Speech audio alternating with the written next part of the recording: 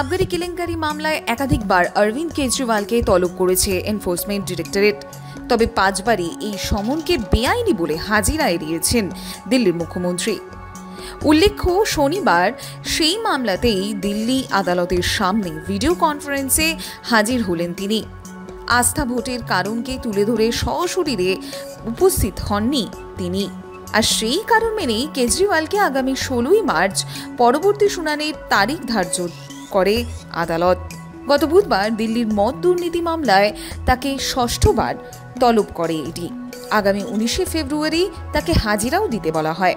তবে তার আগেই বারবার হাজিরা এড়ানোর জন্য গত সপ্তাহে দিল্লির মুখ্যমন্ত্রীকে সমন পাঠায় দিল্লির রাউজ এভিনিউ আদালত। শনিবার তাকে সশরীরে হাজির হতে বলা হলেও তিনি আস্থা ভোটের কারণ দেখিয়ে এই দিন ভিডিও কনফারেন্সের মাধ্যমে যোগ দেন। সেখানে এই মামলার পরবর্তী শুনানি হবে 16ই মার্চ বলেই জানায় আদালত।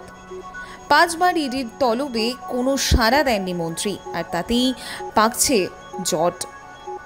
এই পরিস্থিতিতে শুক্রবার দিল্লি বিধানসভায় আস্থা ভোটের প্রস্তাব দেন মুখ্যমন্ত্রী অরবিন্দ কেজরিওয়াল।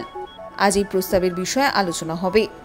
কেজরির কথায় তার কাছে 2 আপ বিধায়ক আগেই অভিযোগ জানিয়েছেন বিজেপির তরফে টাকার প্রস্তাব দেওয়া হচ্ছে দলীয় প্রতিনিধিদের।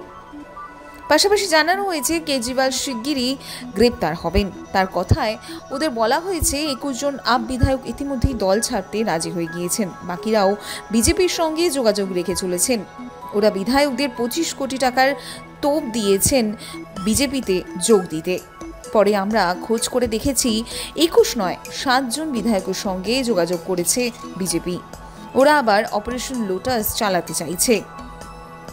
সেই সঙ্গেই কেজরিওয়ালের তোপ, ওদের লক্ষ্যই সরকার ফেলে দেওয়া। কারণ ওরা জানে দিল্লিতে নির্বাচন হলে জিততে পারবে না। এমন পরিস্থিতিতে কেজরির পেশ করা আস্থা ভোটের দিকে নজর রাজনৈতিক মহলের।